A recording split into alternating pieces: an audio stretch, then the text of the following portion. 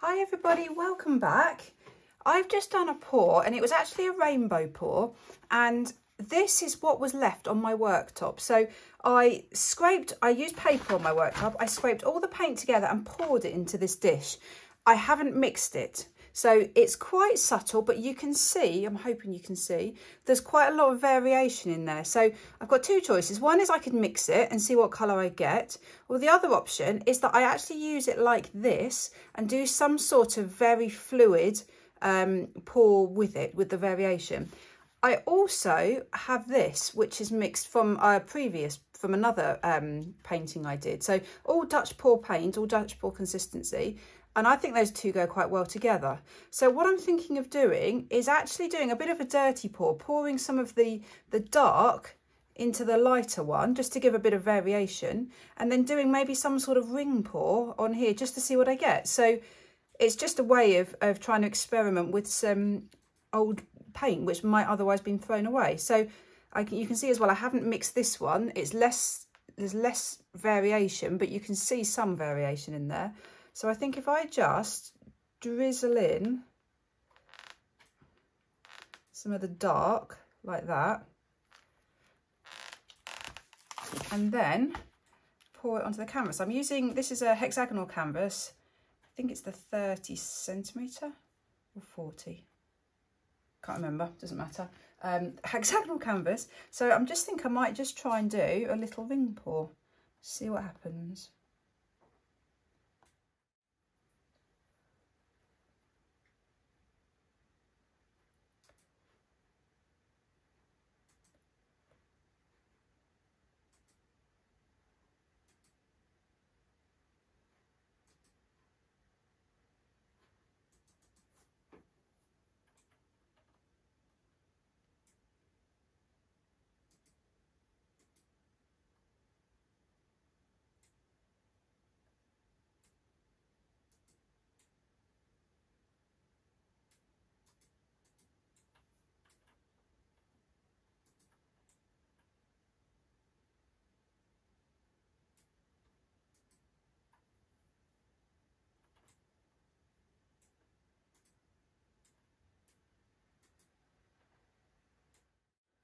Right, that's quite pretty.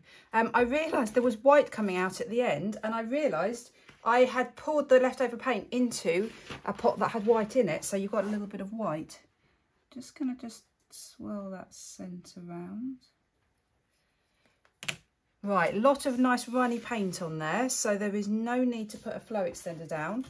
I'm going to just torch it. It's interesting how you can see that dark colour. I think it was more at the top, which is why it came out first, because there's none of it near the centre. So I might lose a bit of that as I tilt that off. But right, so I'm just going to, I think, slowly just stretch this out. So sometimes it's quite nice to do a more subtle painting. I knew it was going to be subtle because the colours were blended as they were scraped off my worktop. But sometimes subtle can be nice. I'm not normally into subtle, but it can work.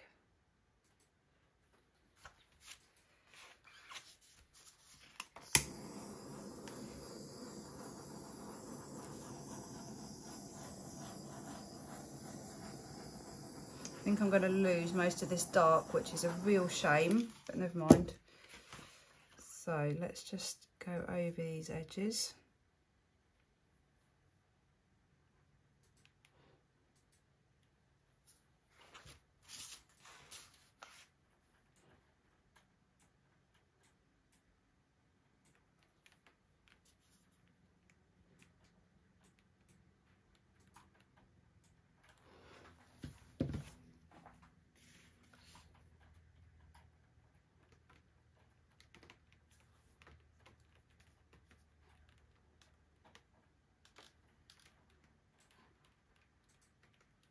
Wow.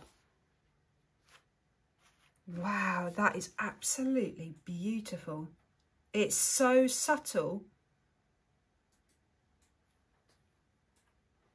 I think what's actually made it is the fact that there was white in the bottom of the cup, so white has come out last. Otherwise, I think it wouldn't look as pretty.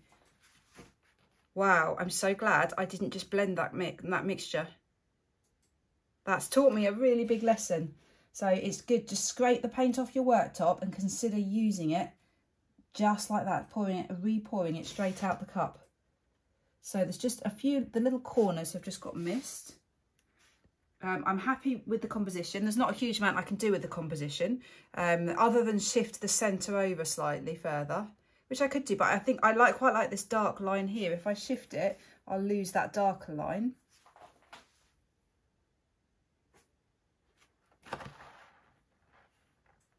Right, that's all my corners covered. Wow, I love it. Right, let me get you in for a close-up. So let me take you in. It's so pretty. Can you see, first of all, the sparkle? So there were iridescent colours in the previous pour, so you can see the sparkle. But if I tell you there were a whole rainbow of colours, it was a rainbow pour I did. So there was quite a lot of Caput Mortem Violet, which is what's, I think, taken over and given this sort of violet-y colour. But in this paint, there is red, orange, yellow, green, blue, indigo and violet. It's just so interesting to see how the colours blend and mix together, because you'd never guess that there was green in this.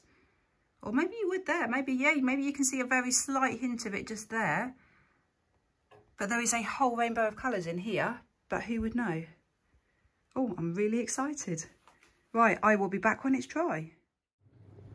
It's now dry. I absolutely love it. It's very muted, it's very soft.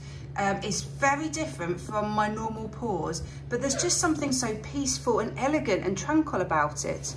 If I take you in close up, so the centre is my favourite, so thank goodness for that sort of whiter section in the centre. Otherwise, I think it would just be a little bit too samey. The colour, there wouldn't be enough variation between the colours. But it's just so relaxing somehow. It's just, oh sorry, I've just gone out of focus. Just really, really pretty with such pretty colours.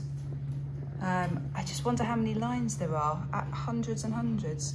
The iridescence in the centre is really pretty. Can you see how it lights up? So yeah, without that iridescence, I think this wouldn't have worked. It would have been going in the bin. There would have been no video to show you.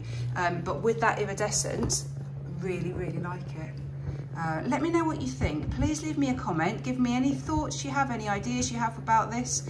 I might use this for something else, as the base of something, an embellishment of some kind. I'm really not sure. Or I might just leave it as it is. I might varnish it, but with some sort of slight subtle sparkle in it. That might just give another dimension to it. Let me know. Leave me any comments you want to. That would be great. Great. Thanks so much for watching. Bye.